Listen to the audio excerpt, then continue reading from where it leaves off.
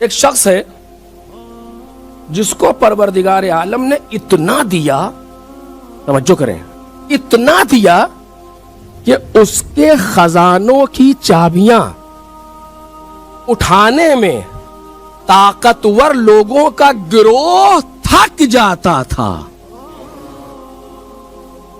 آپ تصور کر سکتے ہیں؟ خزانے نہیں، خزانوں کی چابیاں اٹھانے میں طاقتور لوگوں کا گروہ تھک جاتا تھا۔ اگر یہ تعبیر کسی روایت میں ہوتی آپ کہتے ضعیف ہے، یا یوں ہے یا تو ہے، یہ قرآن کی تعبیر ہے، قرآن کی تعبیر ہے کہ طاقتور لوگوں کا گروہ لَتَنُوءُ بِالْعُصْبَةِ، ایک طاقتور لوگوں کا گروہ تھک جاتا تھا۔ کون تھا وہ شخص؟ سبھی جانتے ہوں گے تقریباً۔ کون تھا وہ شخص؟ قارون۔ آج تک محاورہ بن گیا قارون کا خزانہ، محاورہ بن گیا قارون کا خزانہ۔ قرآن نے کیا کہا اس کے لیے؟ توجہ کیجئے کہ کہاں سے مار کھائی اس نے۔ قرآن مجید نے کیا کہا؟ ان قارون من قوم موسیٰ کان من قوم موسیٰ، کہ جناب موسیٰ کی قوم میں سے تھا قارون، فبغى علیہم، اس نے اپنی قوم پر بغاوت کی۔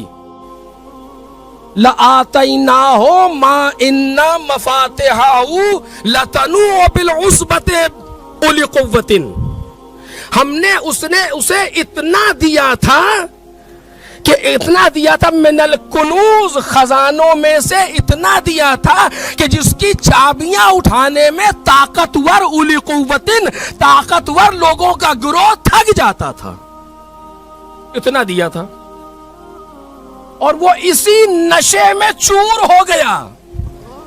میں اسی مقصد تک ایک بات کو لے جانا چاہتا ہوں، توجہ کیجئے گا۔ اسی نشے میں چور ہو گیا۔ قال لہ قومہ، اس کی قوم نے اس سے کہا لا تفرح، زیادہ اتراؤ نہیں۔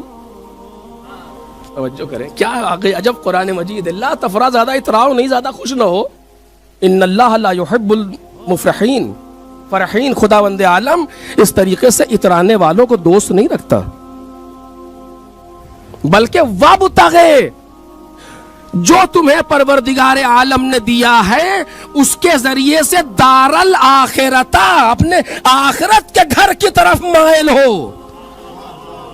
توجہ کریں کیا جملہ ہے قرآن مجید کا، جو تمہیں پروردگار عالم نے دیا ہے اس کے ذریعے سے آخرت کے گھر کی طرف مائل ہو۔ دنیا میں فساد کرتے نہ پھرو، اس کی زمین پر فساد کرتے نہ پھرو۔ احسن کما احسن اللہ الیک، جس طرح پروردگار عالم نے تمہارے ساتھ نیکی کی ہے اسی طرح تم دوسروں کے ساتھ نیکی کرو، اور اپنے حصے کو دنیا سے فراموش نہ کرو۔ لا تنسا نصیبک من الدنیا، اس کے بہت سے ترجمے کیے گئے کہ اپنے سہم کو، اپنے حصے کو دنیا سے فراموش نہ کرو۔ تمہیں کتنا ملنا ہے دنیا سے؟ کتنا کھاؤ گے ایک دن میں؟ پوری عمر میں کتنا کھانا ہے، کتنا پہننا ہے، کتنا میں رہنا ہے؟ بھئی یہی ہے تمہارا حصہ۔ اس کے علاوہ جو ہے وہ اللہ کی راہ میں خرچ کرو تاکہ تمہارے کام آئے، یا یہ کہ جو تم آج خرچ کر رہے ہو خدا کی راہ میں وہی تمہارا حصہ ہے، اور جو چھوڑ کے جاؤ گے وہ دوسروں کا حصہ ہے۔ یہ لوگ اسے سمجھاتے رہے لیکن اس کی سمجھ میں ایک نہیں آئی۔ اور کیا کہتا تھا؟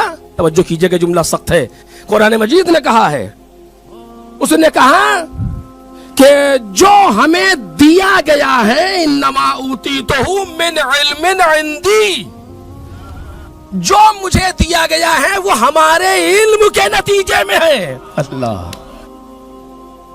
میرے عزیزوں، کہیں ایسا تو نہیں ہے یہی جملے صبح سے شام تک ہم بھی کہتے ہوں؟ ایک صلوات پڑھیں محمد اور آل محمد۔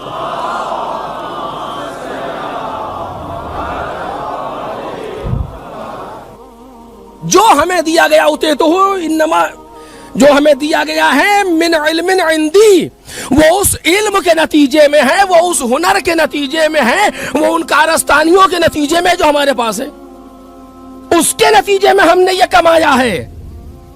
مفسرین کہتے ہیں یہ بھی نہیں کہہ رہا کہ جو اللہ نے ہمیں دیا ہے وہ ہمارے علم کے نتیجے میں ہے، نہیں، جو ہمیں دیا گیا ہے خدا کا دور دور کہیں پتہ نہیں ہے، جو ہمیں دیا گیا ہے وہ ہمارے علم کے نتیجے میں ہے، یعنی اس کی ساری نعمتوں کو، اس کی ساری دی ہوئی نعمتوں کو اپنی طرف متوجہ کر رہا ہے، خدا کو نعمتیں لے کر کے بیچ سے اگنور کر رہا ہے، خدا کو ہٹا رہا ہے، نعمتوں کو لے رہا ہے، بجائے ادھر منسوب کرنے کے اپنی طرف منسوب کر رہا ہے۔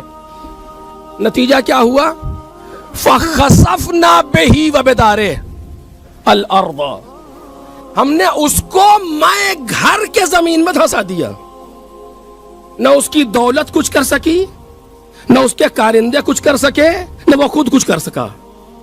ہم نے میں اس کے گھر کے میں دولت کو اسے زمین میں دفن کر دیا۔